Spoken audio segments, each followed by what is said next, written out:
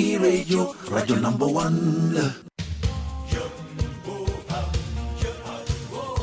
Le Sénégal peut-il combattre l'insuffisance alimentaire? Pourquoi la question de l'autosuffisance alimentaire est récurrente? Comment mettre en place une agriculture efficiente? Quelles sont les chaînes de valeur avec la crise ukrainienne? Le gaz et le pétrole africain est très courtisé. Le Sénégal peut-il se positionner sur ce marché? Pour débattre de toutes ces questions, l'Air du Temps reçoit Mody Sow, spécialiste de chaînes de valeur dans l'agriculture, et Adama Cissé, expert comptable et financier. Rendez-vous, c'est ce dimanche 24 avril 2022 de 10h à 11h sur E-Radio avec Alassane Samba Diop.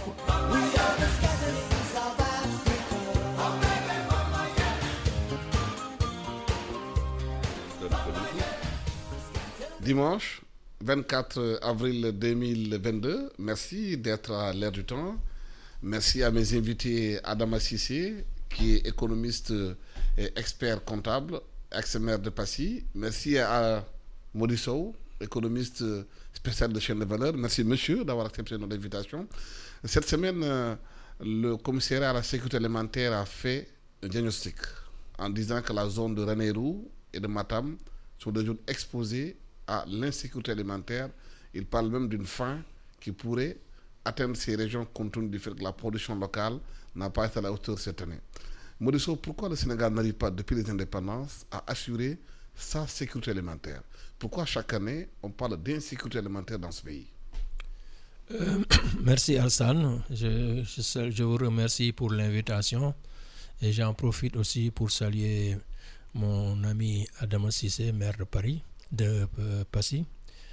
Bon, pour ce qui concerne l'autosuffisance, je pense que le Sénégal dispose de tous les atouts pour atteindre l'autosuffisance alimentaire. Mais ce qu'on a constaté, c'est que les politiques publiques depuis l'indépendance ont été mal orientées et orientées vers des cultures de rente. On a trop laissé la place à l'arachide, au coton et à certaines spéculations d'exportation. Et ça nous a beaucoup rattrapés.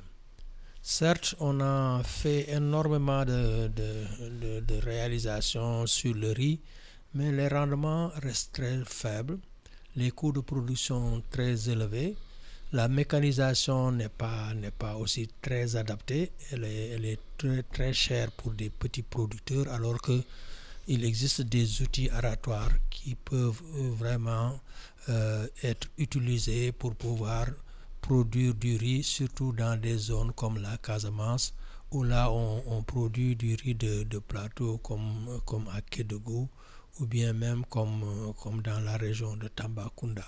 Et on peut même descendre jusque dans le Congo. Toutes ces zones-là, dans le Fatick, toutes ces zones-là peuvent être utilisées pour la production rizicole. Et je pense que au-delà de ça, bon, on n'a pas aussi regardé sur un certain nombre de spéculations qui sont des spéculations à cycle court qui peuvent nous aider à sécuriser, à atteindre la sécurité alimentaire. Parce que si on regarde un peu la nature, on voit que il y a une scarification de la végétation, de la production de matériel végétal. Je prends simplement l'exemple de l'élevage. Quand vous voyez que dès les premières pluies, il y a de l'herbe qui pousse au bout de 2 jours.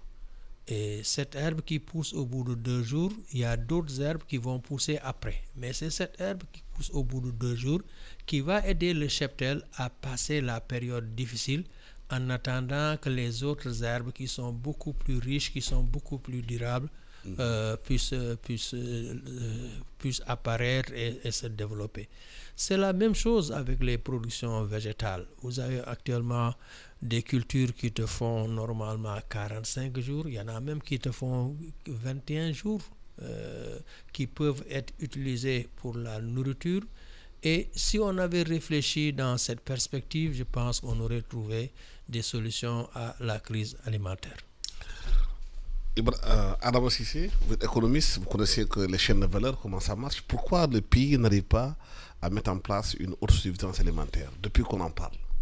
Merci Alassane pour votre invitation. Merci à mon ami Modi Sow. C'est toujours un plaisir de partager le plateau avec des experts chaînes de valeur, une sommité comme M. Sow.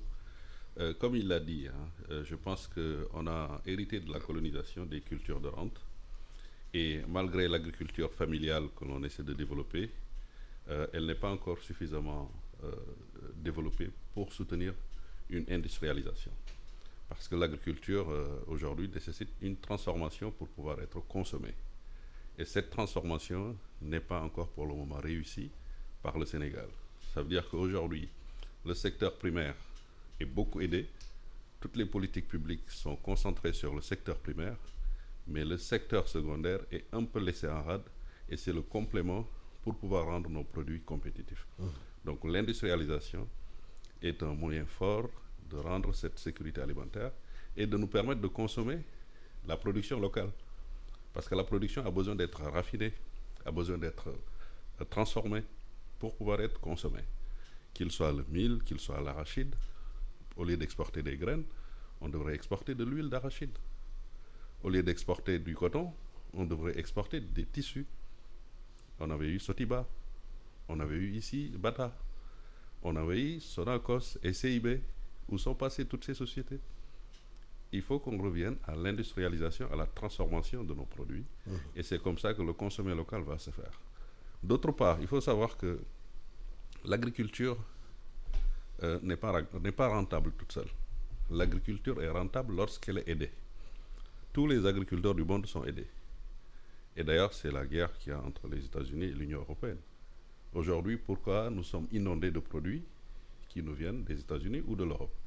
Parce que leurs agriculteurs sont aidés et leurs produits sont plus compétitifs que nos produits qui sont pourtant locaux. Et les gens ne peuvent pas comprendre qu'un produit local puisse être plus cher qu'un produit importé. Le secret n'est nulle part, c'est que l'agriculteur étranger, européen, américain, est subventionné, il produit à perte, mais il est supporté, il est aidé par son pays qui lui permet d'avoir un produit compétitif. Dans nos pays pauvres, on n'a pas les moyens de donner les mêmes subventions, quand bien même l'État fait de gros efforts pour subventionner les intrants, pour subventionner des tracteurs, mais c'est toujours très insuffisant comparé à ce que reçoivent les agriculteurs européens. Mais la transformation, pour moi, c'est là où on doit mettre l'accent davantage. On a mis l'accent sur les DAC, on a mis l'accent sur les financements de l'agriculture, on a mis l'accent sur la vallée, mais la transformation a été un peu oubliée. Modignan, donc nous disons, il y a un problème avec les chaînes de valeur qu'il faut mettre en place pour que ça soit performant, c'est ça? Oui, effectivement, il y a un problème d'approche et même de compréhension de chaînes de valeur parce que quand nous discutons avec les techniciens du secteur, les gens ils confondent chaîne de valeur et table filière. Parce que dans la table filière, bon, tu mets l'accent sur l'opérateur économique qui va venir acheter la production brute et qui va le mettre sur le marché. Alors que dans les chaînes de valeur, on privilégie la transformation locale. Donc, si on prend l'arachide, on peut augmenter les revenus des producteurs en étant dans des logiques de chaîne de valeur. C'est-à-dire, on peut comprendre que avec la fente d'arachide, si on l'a transformée localement en faisant des granulés qui sont améliorés, bon, ça peut être une plus-value. Si on prend la coque qui représente 30% de la production, cette coque-là, si on l'a transformée en énergie, peut-être qu'on n'allait pas développer, détruire nos forêts. Si tu prenais la graine... L'énergie, c'est-à-dire faire du charbon? Faire du charbon. Oui, avec la coque d'arachide. Si on fait les calculs, peut-être qu'on serait... Probablement, moi je suis en train de travailler là-dessus et je suis en train même de monter une unité à Sinthiou Madina dans la commune de Médina Sabakh. Et je pense que si on travaille sur ça, on aurait trouvé les meilleures stratégies pour même protéger et préserver nos forêts. Et ça, c'est une plus-value pour le producteur, quoi. Maintenant, si aussi dans la transformation de l'huile, si on permettait aux femmes d'avoir de mini-unités de trituration dans leur conception, on aurait créé énormément d'emplois. Et la Sonacos serait là, acheter certainement l'huile brute et raffiner ça. Et les coûts de production vont être beaucoup plus intéressantes. Donc je pense que c'est surtout des questions d'approche. Ces petites unités de valeur de production, il faut aller les commander, les acheter à l'extérieur, équiper les femmes dans les concessions, c'est ça? Oui, mais c'est pas cher. La Chine, tu sais la différence entre les Européens et les Chinois. Les Chinois, ils ont développé de l'outillage, du matériel qui est très adapté aux revenus des petits producteurs. Au lieu d'acheter des tracteurs qui coûtent des millions, eux, ils t'équipent en petit matériel aratoire qui n'est pas très sophistiqué, mais qui est très performant. Là, on distribue par exemple des charrues à bœufs, alors que les bœufs là pratiquement n'existent plus. Les ânes sont fatigués, les chevaux ont du mal à supporter les charges domestiques. On aurait pu distribuer du matériel beaucoup plus adapté. Mais pourtant, on a vu qu'au Sénégal, vers Touba, des jeunes adaptaient le matériel agricole. Pendant la Covid, on a vu des jeunes prendre des motos Jakarta, les transformer en motos pour cultiver la terre. On a vu beaucoup de petits artisans adapter le matériel. Mais c'est ça, mais est-ce qu'ils sont... Est-ce qu'il y a un accompagnement par rapport à ça? Mais c'est ça, il n'y a pas eu... en tout cas, je n'ai pas vu d'accompagnement. Et je sais que même pour accéder aux ressources d'accompagnement, c'est très compliqué parce que les ressources sont dispersées dans les différents ministères. Pour créer une approche de mutualisation avec les différents secteurs qui doivent intervenir, c'est très compliqué parce que les gens sont plus dans des logiques de compétition que de mutualisation, de complémentarité et de synergie d'action. Donc je pense que tout ça, il doit être mis sur la table et discuté pour qu'on puisse vraiment arriver à assurer la sécurité alimentaire parce que la situation est quand même très très compliquée. Oui, parce que Emmanuel Macron, le président français, avait annoncé que si on ne fait pas attention avec la guerre en Ukraine, on se retrouve dans une situation de famine, même en Europe. Et aujourd'hui, beaucoup pensent que le Sénégal a des potentialités de développer le maïs, qui peut être aujourd'hui une formidable céréale pour faire de la farine, du pain et beaucoup d'autres choses, et même les plats remplacer le riz. Oui. Pourquoi le Sénégal ne s'oriente pas vers cette option? Le Sénégal cultive du maïs. Mais pas assez. Pas assez, et son maïs est plus cher que le maïs importé. Ça revient encore à la subvention. Aujourd'hui, le maïs cultivé au Sénégal coûte plus cher que le maïs importé. Le président de la République est un cultivateur. Son champ à Toubacouta, la première culture qu'il a faite, la première spéculation, c'était du maïs. C'est un champ de 30 hectares. Je connais bien parce que nos deux champs sont contigus. Mais le prix de sortie est beaucoup plus cher qu'un maïs produit en Europe, transporté dans des bateaux et amené en Afrique. On retourne encore à la subvention. Mais le problème majeur pour moi, comme il le dit sur la chaîne, moi je suis un libéral. Je ne pense pas que c'est les familles qui vont développer l'huile dans le pays. Pour moi, l'héritage qu'on avait eu avec les industries Sonacos et CIB qui achetaient les graines et qui payaient les producteurs, qui ensuite se chargeaient de la transformation puis de l'exportation, c'est ça qu'on doit refaire. Là où l'État doit jouer un rôle majeur, c'est dans la gestion des terres, parce que les terres au Sénégal ne sont pas exploitées. On a des terres qui sont là, qui ne sont pas cultivées, qui appartiennent à l'État, parce que c'est le domaine public, qui ne sont pas immatriculées. On appelle ça des TNI. Mais ces terres, légalement, qui n'appartiennent à personne, appartiennent en réalité à des familles qui ne les exploitent pas. Et lorsqu'un investisseur arrive, on ne lui donne même pas la possibilité d'exprimer ou de présenter son projet. On le chasse, il n'est pas question de toucher à nos terres, sauf qu'on n'en fait rien. C'est le gros paradoxe au Sénégal. Les gens, ils ont des terres, ils ont de l'eau, ils ont du soleil, ils meurent de faim et ils ne veulent pas exploiter les terres qu'ils ont avec eux. Ils veulent continuer à vivre dans la pauvreté. Parce qu'ils vont te dire qu'ils n'ont pas les moyens de l'exploiter. Sauf que celui qui a les moyens de l'exploiter, on ne lui permet pas de s'installer. On voit aujourd'hui l'entreprise espagnole, ce qu'il est en train de faire avec le melon dans la zone de Sandiara et maintenant autour de Thiès. On a vu ce que les Indiens de Sénéguindia sont en train de faire dans la vallée avec la culture du pomme de terre et des oignons. Et les Indiens, c'est 3 frères indiens qui nourrissent aujourd'hui le Sénégal, qui garantissent, en tout cas qui produisent 1/3 de la production de pommes de terre dans ce pays. C'est très dangereux que la production, un tiers de la production soit entre les mains de 2-3 Indiens dans ce pays qui à la base étaient venus pour faire de l'immobilier et qui se sont rendus compte que l'agriculture est plus rentable que l'immobilier. Mais pourquoi justement les privés sénégalais ne sont pas dans ce secteur-là? Eh bien c'est là le problème majeur du Sénégal. On attend tout de l'État. On attend que l'État fasse les domaines agricoles. On attend que l'État aille prendre les charrues, les bœufs et cultiver. Où se trouve le patronat? Le patronat sénégalais, les plus en vue, on ne connaît même pas leur société. On ne sait pas qu'est-ce qu'ils pèsent. Les capitaines d'industrie que l'on doit fabriquer, on ne sait pas qui ils sont.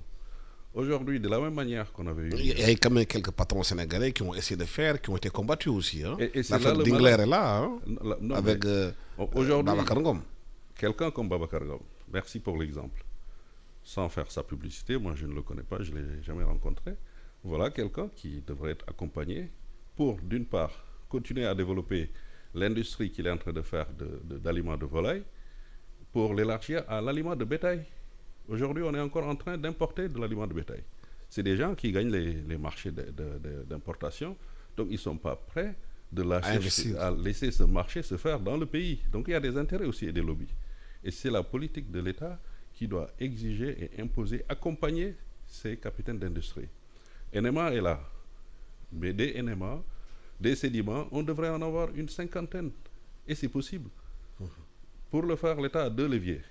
Il y a le FONSIS, avec des participations, ce qui veut dire qu'il faut doter le FONSIS de fonds suffisants pour pouvoir rentrer dans le capital de ces sociétés-là, siéger au conseil d'administration, apporter la bonne gouvernance et la crédibilité pour lever des fonds. Il y a aussi les subventions que l'État doit faire. L'État a beaucoup accompagné l'ADER. C'est bien, mais c'est l'ADER FJ, les femmes et les jeunes. Mais en accompagnant l'ADER, il faut accompagner doublement le FONSIS pour que le FONSIS puisse créer, accompagner, appuyer des capitaines d'industrie. Qu'ils soient dans la fabrication d'intrants. On se souvient des phosphates de Thiès. Taïba, c'était l'usine où tout le monde travaillait. À Thiès, dans sa région, Thiès, Tivaouane, Boro, Pout, tout le monde travaillait à l'usine ou à Balabé, aux ICS, à la SNCF. Il n'y a pas une maison à Thiès où tu n'as pas quelqu'un qui dit « Bon, je travaille à l'usine. L'usine, c'est Taïba. » Ou bien « Je travaille au chemin de fer. » Ça a disparu. Et c'est à ça qu'on doit revenir. Moi, je pensais qu'avec le retour du TER, on allait recréer et remettre en selle les chemins de fer du Sénégal. L'infrastructure est là-bas. En tout cas, l'infrastructure industrielle est là-bas, qui ne demande qu'à être équipée.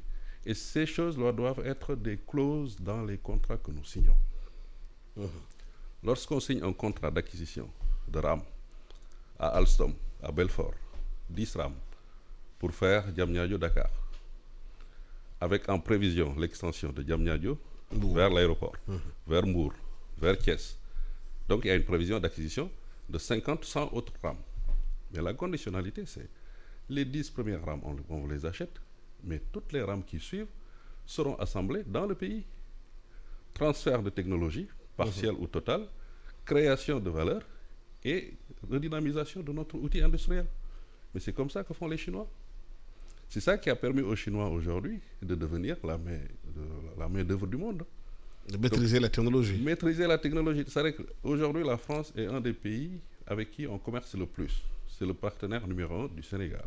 Mais ce partenariat doit changer de paradigme. On doit passer de l'acquisition d'équipements à l'acquisition d'équipements accompagnés de transfert de technologie, accompagnés d'installations dans le pays.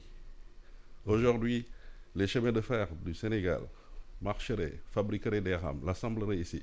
On le ferait pour le Sénégal, on le ferait pour le train qui doit relier Niamey à Lomé, passant par Cotonou, on le ferait pour le tramway de la Côte d'Ivoire, et tout de suite le Sénégal serait un hub de chemin de fer. Je ne compte même pas sur le Dakar-Bamako, il serait déjà fait. Il y a toute une négociation. Et c'est ça le partenariat. C'est vers ça qu'on doit aller avec de nouveaux présidents de la République comme Emmanuel Macron, à qui on souhaite de gagner, qui, lui, n'est pas complexé du tout. Il est décomplexé de la colonisation. Il a des relations franches et sincères avec les dirigeants. On travaillerait sur des projets structurants et qui feraient gagner le Sénégal et l'Afrique en général. Et c'est valable, je termine, parce que là, on est sur les chaînes de valeur. Les ICS, qui est le moteur normalement de notre agriculture. On fabrique les intrants, l'engrais. Les ICS, c'était le fleuron de l'industrie du Sénégal. On l'a pillé et laissé entre les mains des Indiens qui l'ont refait et qui aujourd'hui, grâce aux ICS, fabriquent les intrants de chez eux. Ils prennent l'acide, ils amènent chez eux. Et nous, qu'est-ce qu'on fait? La Senchim est où? La Senchim qui vendait les intrants, disparu. Pour des broutilles, les Indiens ont récupéré les ICS et l'ont refloué complètement. Les Indiens, qui est un bon exemple parce qu'en 60 je crois, au sortir de leur indépendance, ils ont déclenché la révolution verte, en sortant d'une situation comme celle que nous vivons actuellement, une situation de quasi-famine. Ils ont réglé le problème de la nourriture. Et c'est un bon exemple où on peut s'inspirer également. Donc, régler le problème de la terre, régler le problème des industries locales, et ensuite gérer la distribution. Parce que si on ne fait pas ça, on sera toujours en train d'importer des produits finis, ce qu'on continue de faire. Et ça, on dépend non seulement des pays de l'étranger, qui vont maintenant garder jalousement leurs produits, plus personne ne va exporter. Moi, je refuse de croire que la Russie et l'Inde étaient le grenier du Sénégal, ou le grenier du monde. Ce n'est pas vrai. La Russie et l'Ukraine ne sont pas le grenier du monde. Derrière, il y a une possibilité pour tous d'augmenter ses prix et de réajuster. Et ça va être durable. Ce n'est pas prêt de baisser. Le blé pousse partout. Le blé ne pousse pas qu'en Russie et en Ukraine. Le blé pousse même au Sénégal. Le blé pousse partout. Et le mil est meilleur que le blé. Mais pourquoi justement on n'arrive pas à changer de paradigme par rapport à ça, Modiso? On a vu que sur le marché international, la tension est là, les prix ont augmenté, parce que l'information qui a été donnée, qui a été véhiculée un peu partout, c'est que la Russie et l'Inde, à cause de la guerre, les intrants ont augmenté, le fret a augmenté, le prix des transports des bateaux a augmenté, ce qui fait que c'est répercuté sur le consommateur. Et pourquoi dans un pays comme le Sénégal, où vous avez 246 000 hectares de terre de Saint-Louis à Bakel, idem peut-être au sud du pays vers la Casamance, qu'on continue encore à importer tout ce que nous mangeons, qu'on n'arrive pas depuis 62 ans à régler cette question? Oui, mais je pense que la réponse se trouve au niveau des politiques publiques. C'est les politiques publiques. Est-ce qu'il y a des lobbies qui empêchent le Sénégal de sortir de cette situation? Certainement. Est-ce qu'il y a des commissions que certaines touchent au niveau de l'État du Sénégal qui n'ont pas intérêt à ce que le Sénégal produise ce qu'il mange? Mais certainement, il y a tout ça. Et tout ça fait partie des politiques publiques, parce que si on encourage les lobbies, si on encourage l'exportation, si on décourage les producteurs avec une bureaucratie complètement inefficace, bon, le résultat, il est là. Il faut aussi ne pas oublier qu'on a, et ça les Sénégalais l'oublient, on a quand même eu 20 ans d'ajustement structurel. Du temps le Diouf, et ça a complètement déstructuré l'économie, ça a complètement paralysé ce que Cissé dit tout à l'heure. Ces unités industrielles ont été démantelées pendant la période d'ajustement structurel. Maintenant, une fois qu'on a passé cette période, on devrait plutôt voir comment reprendre ces unités et comment travailler à les rendre plus performants, mais en essayant non pas de faire des dichotomies entre exploitation familiale et agro-industrie. Moi, je pense que c'est des activités complémentaires. C'est des synergies qu'il va falloir retrouver et essayer de voir au niveau de la chaîne de valeur là où chacun est performant. Moi, je ne vois pas la Sonacos continuer à acheter de la coque d'arachide alors qu'on pouvait décortiquer et leur vendre les graines, et que cette coque-là soit utilisée au niveau local pour produire de l'énergie. Donc, on peut prendre énormément d'exemples là-dessus. Le Sénégal est un pays où on a un potentiel de production énorme. On a du soleil 12 mois sur 12, on a de l'eau, on a les terres, on a les ressources humaines. Maintenant, ce qui reste, c'est peut-être la mobilisation, l'organisation. Et en matière d'organisation, bon, je pense que le pays est quasiment vide. qu'est-ce qu'on voit? C'est des GIE. Mais ils ont dit que le gouvernement a annoncé que, par exemple, qu'ils vont faire de Ranérou Ferlo le territoire de culture fourragère avec le maïs. Oui, ça, ils vont avoir les mêmes approches qu'on a eu avec les DAC, qu'on a eu avec la SAED, qu'on a avec la Sodagri. Mais qu'est-ce qu'il faut faire pour ne pas avoir la même approche pour réussir? Pour ne pas avoir la même approche, il faudrait organiser les populations en société coopérative et les responsabiliser dans la production et les accompagner. Maintenant, à l'échelle supérieure, voir comment travailler avec les industries telles qu'il dit, NMA, les industries locales, voir quels sont les liens possibles et quelles sont les synergies d'action possibles. Mais c'est là, les liens, ils sont là en fait, parce que les DAC et les surfaces familiales, donc les cultures familiales, le lien, il est dans la transformation. Parce qu'aujourd'hui, si tu as du mil qu'on cultive par excellence, est-ce qu'on trouve dans nos supermarchés des sachets de farine de mil? Non, rarement. Est-ce qu'on trouve dans les céréales alimentaires des bébés, des enfants, des farines de mil? Non. Est-ce qu'on trouve des pâtes alimentaires en farine de mil? Tout ce que l'on trouve, c'est du blé, des pâtes de blé.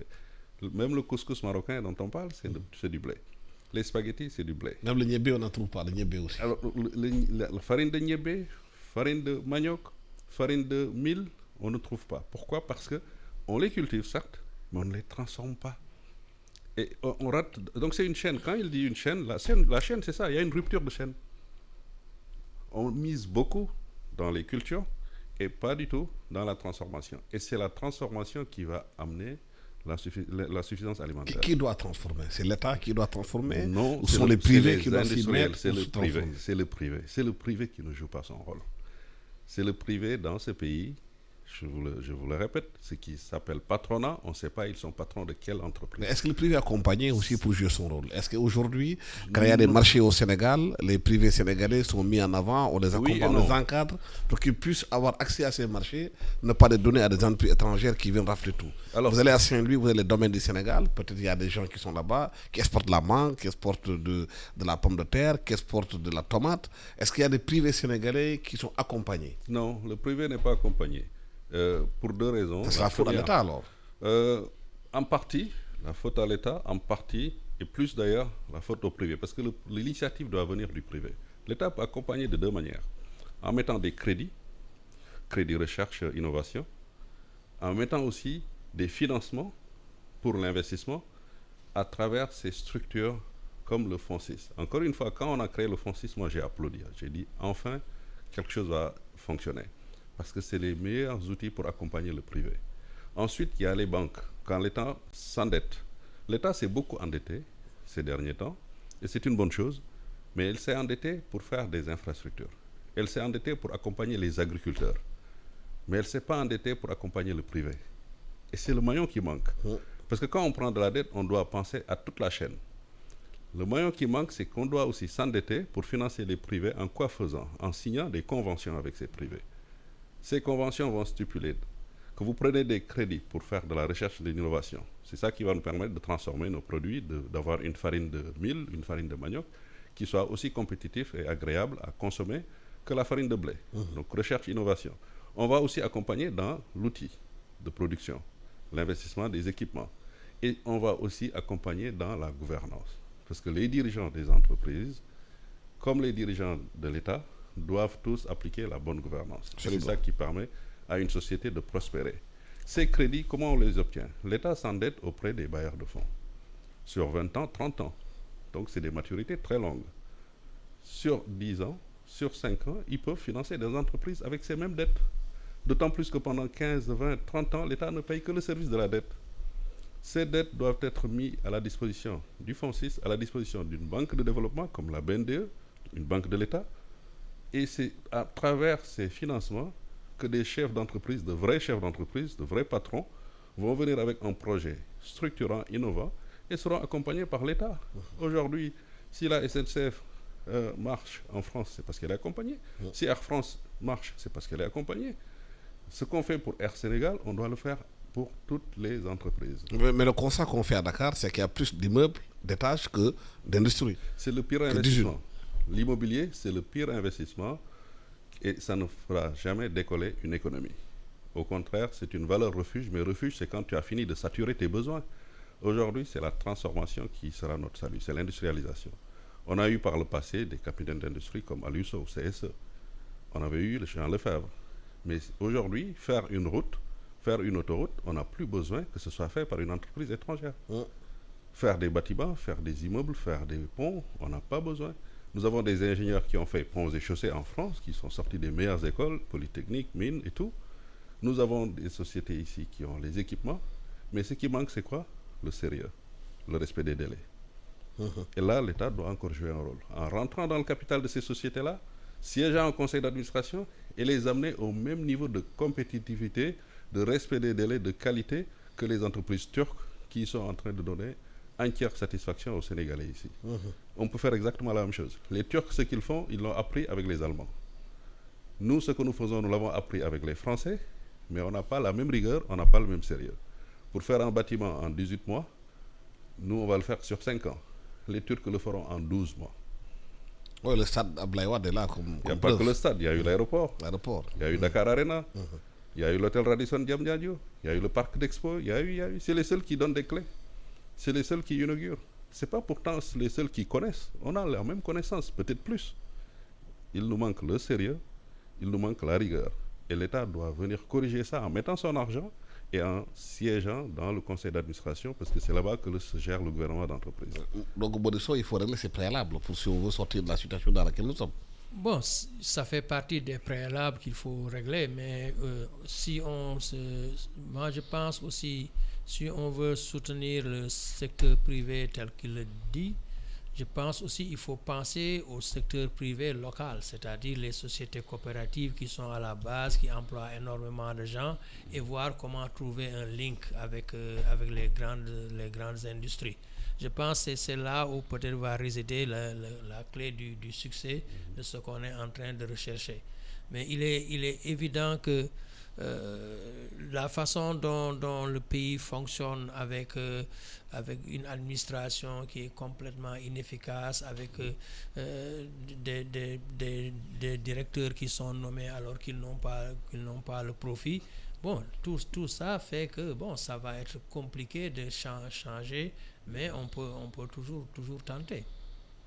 Est-ce que l'État du Sénégal, dans la logique d'encadrer les investisseurs au Sénégal pour qu'ils puissent mettre de l'argent, vous l'avez dit tantôt, si les directeurs sont nommés parce qu'ils ne sont pas compétents, ils ne sont pas à la place qu'il faut, ils sont dans la logique d'être des hommes d'affaires, et de pas d'être des gens qui impulsent le développement. Oui, mais c'est cette situation que nous vivons malheureusement. Donc il va falloir changer cette donne. Et puis, dans tous les cas, on est obligé, parce que la situation d'insécurité alimentaire dans un pays est beaucoup plus grave qu'une pandémie. C'est même pas la même chose, parce qu'aujourd'hui, on nous présente le cas de Ranérou, de Matam, mais dans les études qu'on a, c'est 21% des pauvres sont à Dakar. 21% des pauvres sont à Dakar. Et ça se voit parce que tu vois dans la rue plein de femmes qui mendient, des enfants qui mendient. Ça, c'est des signes de précarité. Tu vas dans les quartiers urbains, tu trouves des files pour acheter du fondé.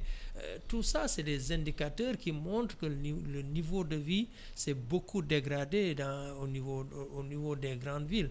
Et c'est là où il y a le risque. Moi, Ranérou et Matam, c'est bien, on peut envisager de faire des terres aménagées, mais ce qu'on a déjà réalisé à Sédhiou avec les différents DAC, c'est pas encore exploité. Moi, j'étais là-bas il y a de cela quelques mois. J'ai trouvé du matériel hyper sophistiqué, mais je n'ai pas vu de travailleurs. J'ai vu des gens qui sont dans l'administration du développement. Tu vas dans les autres projets, ça risque d'être la même chose. On nous a récemment montré le DAC de Kermamarsar, mais si on retourne dans un mois, dans quelques mois, je suis sûr qu'on aura les mêmes effets au niveau ce qu'on a eu au niveau de Sédhiou. Mais 21% de pauvres à Dakar, c'est quand même inquiétant. Comme il dit, les gens qui sont dans la rue, qui mendient, ceux qui n'arrivent pas à s'en sortir, les gens qui font la queue pour acheter le petit fondé, le ndambé le soir. Mais si on ne fait pas attention aujourd'hui, ça risque d'être une bombe C'est qui l'exode explose. rural. C'est l'exode rural. Aujourd'hui, vous êtes un jeune cultivateur sénégalais de Passy. Vous avez vécu avec votre papa dans les champs. Vous avez travaillé avec lui. Vous avez vu comment il a trimé sans pouvoir vous nourrir. Vous avez la chance d'arriver à Dakar pour être, on va dire, boutique mbag, ou bien pour être chauffeur de calèche, ou bien pour être simplement laveur de véhicules. La petite monnaie que vous ramassez à Dakar vous permet de vous nourrir et d'envoyer un peu À la famille. à la famille. Vous n'avez vu personne s'en sortir de l'agriculture. Est-ce que vous allez retourner à l'agriculture? Ce n'est pas un DAC qui va vous impressionner. Pour rien au monde, vous ne retournerez sur vos champs parce que vous n'avez vu personne qui s'est développé dessus. Aujourd'hui, l'État fait de nombreux efforts, d'énormes efforts pour reconstituer des espaces agricoles, les DAC. Quand vous allez dans les DAC de Toubacouta, que je connais parce que c'est dans notre zone, qui est fait pour les jeunes et les femmes, on y trouve des mamans, des grands-pères. C'est eux qui sont dans les DAC. Les jeunes, Les jeunes sont à Dakar. Les jeunes sont à Dakar.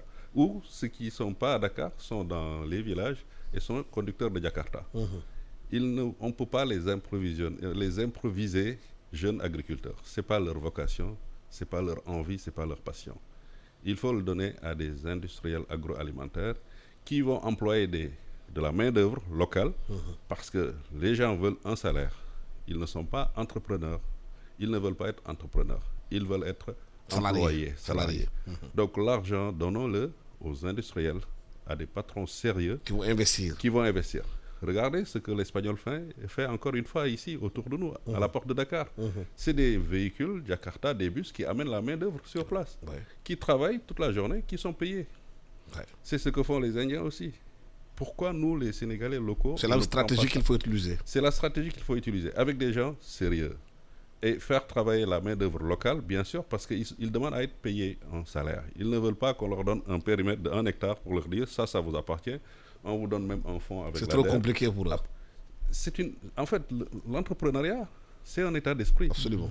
Aujourd'hui, dans votre société ici, à Lassane, il y a des jeunes qui ne sont pas prêts de faire comme vous et Mamadou pour aller vous lancer vous-même. Absolument. Non, ils vont vous dire, je préfère être employé. Et c'est comme ça. D'ailleurs, il faut de tout. Il faut des gens qui emploient et des gens qui veulent être employés. Ça. Mais on a constaté que toutes les politiques qui ont été faites depuis Abdou Diouf jusqu'à maintenant, où on donnait aux maîtrisards des boulangeries, des boulangeries, des cars à paix, des pirogues, ont échoué.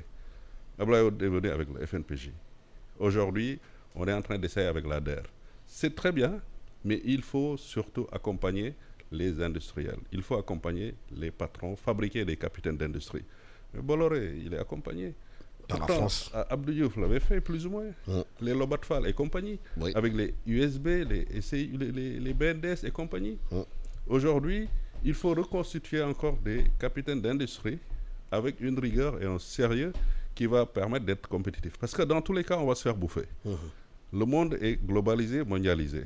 La Zeleka est là. Le Maroc a raté l'entrée de la CEDEAO, mais ce n'est que retardé. S'il rentre, on ne sera plus compétitif du tout, parce qu'ils sont prêts depuis longtemps.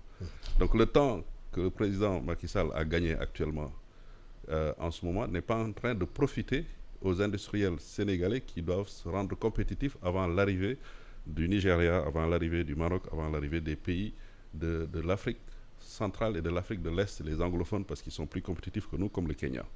Il faut que nos capitaines d'industrie se réveillent, et il faut que l'État les accompagne, il faut que le ministre des Finances ait un projet spécifique pour les capitaines d'industrie qui ont envie et qui sont rigoureux, qui sont prêts. C'est valable pour l'agriculture, c'est valable pour l'artisanat, parce qu'aujourd'hui, une porte ne peut pas coûter moins cher venue de la Chine, alors que le bois est parti de la Casamance. Il y a un problème, il y a un vrai problème structurel. Et ça, c'est la responsabilité de l'État. Le cure-dent fait 12 000 km, il vient de la Chine. C'est la responsabilité de l'État, mais aussi surtout du patronat, parce qu'encore une fois, tout ne peut pas être fait par l'État. Mais est-ce que dans cette même logique-là, parce qu'on a vu aujourd'hui qu'avec la guerre en Ukraine, l'Italie s'est déplacée pour aller en Angola, aller en RDC pour chercher des contrats gaziers. Est-ce qu'en ce moment, l'État du Sénégal devrait accompagner les industriels sénégalais dans ce secteur-là, au lieu que d'autres viennent acheter notre pétrole ou notre gaz directement? Mais je pense que c'est ce que Adama est en train de plaider. Parce qu'avec la crise ukrainienne, on a vu l'Italie se déplacer en Angola, en RDC pour aller acheter. Oui. Est-ce que l'Afrique peut se positionner par rapport à cela, avec des hommes d'affaires africains? Mais bien sûr, mais il faudrait qu'il y ait un accompagnement. Là où il dit qu'il faudrait renforcer le fonds 6, renforcer le fonds GIP, c'est tous ces leviers-là qu'il faudrait renforcer et accompagner les entrepreneurs privés et nationaux. Et moi, je ne parle même pas de nationaux, je parlais de la sous-région. Parce que si on a des Maliens qui sont performants et qui peuvent faire notre affaire, il vaut mieux les renforcer que plutôt d'aller chercher la nourriture avec des bateaux à des milliers et des milliers de kilomètres.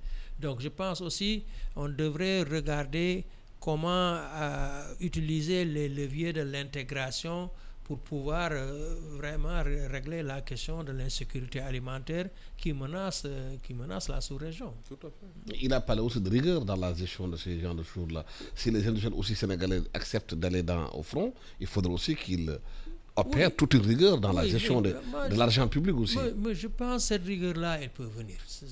Je pense qu'il y a suffisamment maintenant de jeunes qui ont appris ailleurs, qui ont des capacités, qui ont la possibilité d'être rigoureux dans ce qu'ils font, mais à condition qu'ils aient en face d'eux des interlocuteurs rigoureux. Absolument. Si le privé est rigoureux alors que l'État n'est pas rigoureux, une procédure qui doit prendre une journée, ça prend 6 ans, c'est pas possible. Donc je pense que c'est notre administration qui est le problème, le gros problème pour le développement économique de ce pays-là. Moi, je crois que les privés sénégalais, on les a vus à l'œuvre. Quand ils ont un marché sérieux, bon, ils l'exécutent. Maintenant, si on fait des compétitions, on va recruter quelqu'un qui n'a que son sac, plus son registre de commerce et qui n'a même pas de personnel. On va regarder son entreprise et puis on lui dit oui, il a tout ça alors qu'il n'a rien. Bon, la situation, on est en train de la vivre. Est-ce que la crise ukrainienne aujourd'hui avec l'histoire du gaz et du pétrole est une opportunité pour un pays comme le Sénégal pour se positionner sur le marché international avec des privés sénégalais? Absolument. Et c'est tout le sens de la loi sur le local content, le contenu local. C'est tout le sens de cette loi. Qu'il faut appliquer. Et qui va être appliquée parce que c'est une loi. Et il faut saluer. Oui, les lois au Sénégal, hein. Elles sont oui, non, mais c'est une loi qui va être appliquée parce que c'est demandé, c'est une forte demande du privé local. Et le privé local veillera à ce que ce soit appliqué et l'État a une ferme volonté de la faire appliquer. Maintenant, pour rejoindre ce que disait Modi, c'est qu'effectivement, c'est très lent. C'est très, très lent. Cette loi sur le local content, un des pères de cette idée, de cette loi, entre-temps, il est décédé, Gabriel Fall, qui s'est battu, qui a combattu, soutenu, théorisé cette loi sur le local content. C'est toujours dans les circuits administratifs. C'est toujours dans les circuits, on n'a pas encore vu la loi. C'est passé, on n'a pas encore vu. On attend la monture finale et la publicité de la loi. Et là, on va à l'Assemblée nationale, on va à l'élection des députés. Ça va encore prendre du temps. Les Italiens sont allés en Angola. L'Angola est un grand pays de en RDC aussi. Alassane, le président Senghor a créé la SAR en 1962 pour raffiner le brut qui venait du Nigeria en 1962. Abdou Diouf n'a pas créé de raffinerie en 20 ans de pouvoir. Abdoulaye Wade n'a pas créé de raffinerie. Nous n'avons pas créé encore de raffinerie, nous qui sommes actuellement au pouvoir. Donc la raffinerie de 1962 ne peut pas suppléer les besoins du Sénégal en 2022. Les besoins actuels du Sénégal ne peuvent pas être soutenus par la SAR pour à la fois les besoins locaux et les besoins d'exportation. Elle peut subvenir éventuellement aux besoins locaux à peine, parce qu'aujourd'hui, leur capacité est de 10 000. Nous, on consomme 10 000. On va très vite passer à 15 000, 20 000. Donc, ils sont en train de faire un investissement d'extension. Mais c'est des raffineries toutes neuves qui devraient accompagner les concessions que nous faisons, les contrats de partage de production que nous faisons avec les pétroliers. Aujourd'hui, je prends toujours l'exemple. On aurait dû inclure dans les contrats, la construction d'une raffinerie. Mais la Guinée, ce que le président Doumbouya vient de faire, mais c'est salutaire. Il a dit aux gens, vous avez signé des conventions d'exploitation minière qui comportent en leur sein des clauses de raffinage local. Transformation. Vous avez 2 mois pour m'apporter un plan dans ce sens où vous perdez votre licence. Il gagnera au moins une chose. Les gens viendront avec un programme de construction de raffinage. Ils ne peuvent pas avoir une raffinerie en 2 mois, ça ne se fait pas. Une raffinerie clé en main prend au minimum 12 mois dans le meilleur des cas. Mais au moins, il y aura un chronogramme et le temps est donné. Et ces contrats doivent toujours comporter une clause de raffinage local. Le Niger l'a plus ou moins avec les Chinois à Zander, mais c'est très faible ce que les Chinois ont fait. Une petite raffinerie qui raffine à peine 5 000, 10 000 barils par jour. Il faut aujourd'hui, avec Total, par exemple, parce qu'aujourd'hui la France a besoin de se racheter en Afrique. Après nous avoir pillés, osons le dire, ils ont besoin de nous rendre un peu. Total, qui est un des majors mondiaux du pétrole, peut avoir une raffinerie ici au Sénégal, une très grande raffinerie qui serait capable de raffiner le pétrole qui est attendu au Sénégal, le pétrole qui sort du Nigeria et qui est extrait par Total, parce que les gens ne le savent pas. Mais Dangote est en train de construire une raffinerie. Mais Total est très présente au Nigeria. Aujourd'hui, on devrait avoir une raffinerie ici qui peut raffiner le pétrole du Nigeria, parce que le Nigeria ne pourra pas raffiner tout le pétrole qui sort du Nigeria. Mais Dangote est en train de faire une raffinerie. Dangote va faire une raffinerie qui va raffiner une partie. C'est comme les cimenteries. On a des cimenteries. Tout le monde pensait qu'avec Dangote au Sénégal, c'est de trop. Non, la preuve, il y a encore de la place. Les raffineries, c'est la même chose. Aujourd'hui, on ne raffine pas que pour le marché local, on raffine pour exporter. Encore une fois, il faut qu'on arrête de prendre le pétrole au Sénégal, l'amener, le raffiner pour le ramener en Mauritanie. Le gaz, c'est toute autre chose. On va encore le regazifier. On va le liquéfier d'abord, parce qu'on n'a pas de pipeline. Et le gaz, on ne peut pas le stocker. Pour le stocker, il faut le liquéfier. Et après l'avoir liquéfié, pour le réutiliser, il faut le regazifier. Donc, c'est plus cher. Alors que si vous avez des pipelines, vous pouvez l'utiliser directement. Mais c'est les contrats qui doivent comporter des clauses de raffinage local, qu'il soit pétrole, qu'il soit gaz, et qu'il soit minier, les phosphates. Abdoulaye Wade a essayé de créer un capitaine d'industrie ici, chez Hamar, en lui donnant une mine de phosphate. Qu'est-ce qu'il en a fait? Phosphate de Matam, oui. Qu'est-ce qu'il en a fait? C'est devenu une catastrophe, oui. C'est pour ça que je vous dis, le patronat sénégalais n'est pas aidé. L'université Amadou Mokhtar Mbow, qui est à Diamniadio, c'est Souma qui va le finir. Moi, je suis l'expert comptable de Souma. Par dépit, Monsieur le Président de la République l'a donné à Souma pour le finir. Auparavant, ça a été donné à un consortium de Sénégalais. Chaque année, on a reporté le délai de la rentrée. Chaque année, on l'a reporté. C'est la 6e année où l'ouverture devait se faire et ça ne s'est pas fait. Et maintenant, je peux vous garantir que l'année prochaine, il sera fonctionnel. Parce qu'il y a aussi un manque de rigueur, pas de certains hommes d'affaires. Tout simplement. Ce n'est pas un manque de savoir-faire, ce n'est pas un manque de moyens ou d'outils, c'est simplement un manque de sérieux, un manque de rigueur. Et de sanctions aussi. Et après, on va dire, on donne tous les marchés aux Turcs, on donne tous les marchés à Souma. Mais ça n'a pas été donné à Souma en premier lieu. Ça a été donné à 2 autres investisseurs, dont je ne citerai pas le nom ici, qui n'ont pas fait le job et qui ont pris pourtant des avances, des acomptes. Donc si on continue comme ça, Mody Sow, on ne pourra pas profiter de la crise ukrainienne pour en faire des opportunités pour le pays. Non, si on continue... S'il n'y a pas assez de sérieux dans ce que nous faisons. Si on continue comme ça, c'est pas seulement ne pas profiter, c'est carrément disparaître. Je pense que c'est ça qu'il faut éviter. Mais maintenant, comment redresser cette situation, comment amener les décideurs à avoir une prise de conscience que la situation, que les enjeux sont tels qu'on ne peut plus faire autrement. Bon, je pense que c'est ça le grand débat. Mais tu vas dans ce pays-là... Est-ce qu'il faut des assises de l'économie sénégalaise? Bon, est-ce qu'il faut encore des assises de l'économie sénégalaise? Nous, on est en train de discuter de faits divers à longueur de journée et d'année. Si on nous amène encore au niveau des assises de l'économie sénégalaise, ça va être la même chose. On aura des conclusions qui sont bien faites, mais que personne ne va appliquer. Moi, je pense que c'est au niveau des décideurs qui sont chargés de mettre en œuvre les politiques, c'est à ce niveau-là qu'il va falloir opérer des changements. Confier les responsabilités à des Sénégalais qui savent le faire. Comme Aliou Cissé a confié la responsabilité de l'équipe à des jeunes Sénégalais qui savent jouer au football. C'est ça la clé du succès. Il faut des professionnels, il faut des gens qui sont accompagnés pour qu'on arrive à obtenir des résultats et à sortir de cette situation qui est quand même Alassane, très, très, très inquiétante.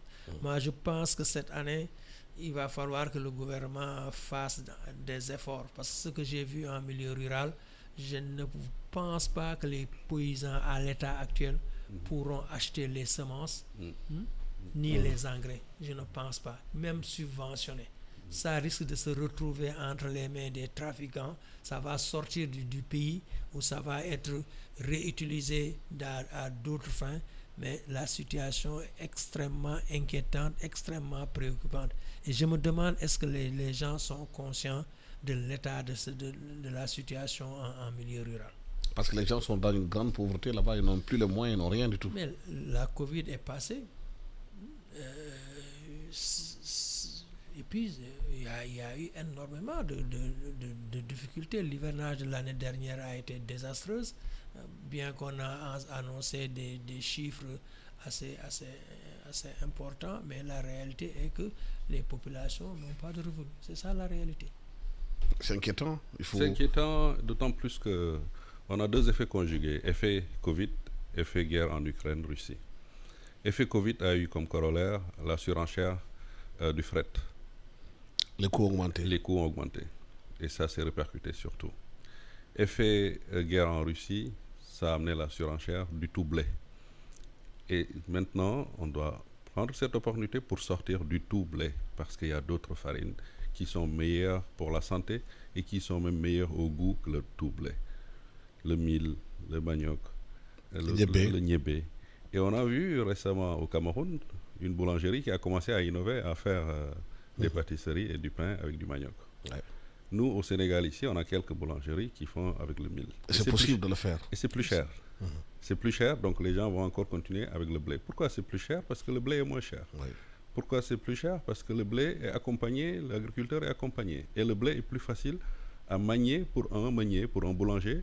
Le blé est plus facile à travailler. Mais l'État doit peut-être subventionner les céréales locales. Mais subventionner la transformation. Parce que les céréales locales sont subventionnées déjà et c'est ce qu'on a fait depuis toujours. La transformation. Maintenant, il faut subventionner la transformation, renforcer la recherche avec l'ISRA et donner également les moyens à des capitaines d'industrie sérieux pour faire la transformation à des prix compétitifs.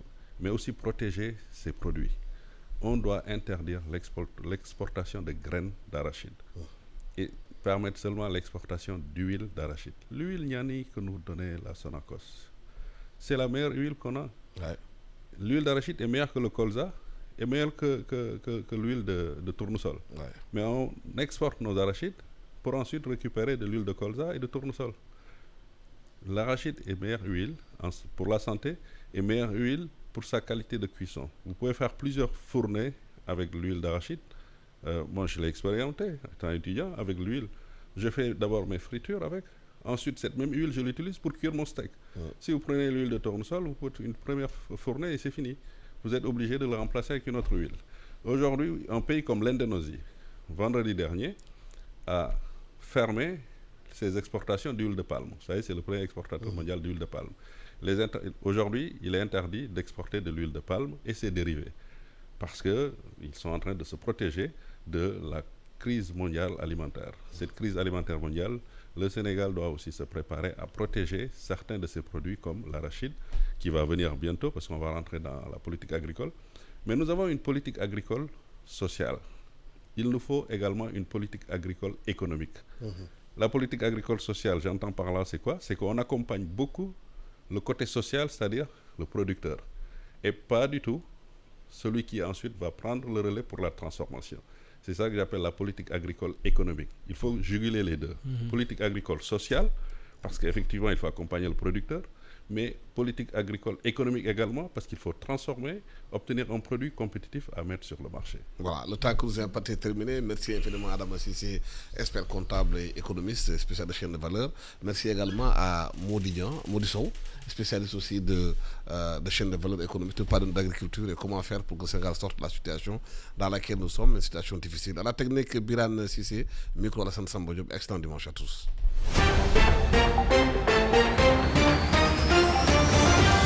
Vous écoutez e-Radio